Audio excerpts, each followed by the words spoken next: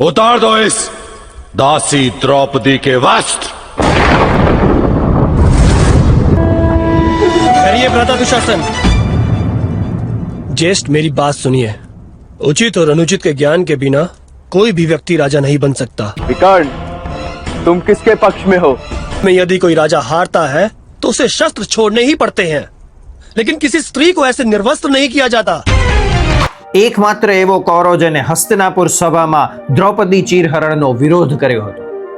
દુર્યોધન સહિત એના 100 ભાઈ એટલે કે કૌરવો અને એની એક બેન દુશાલા.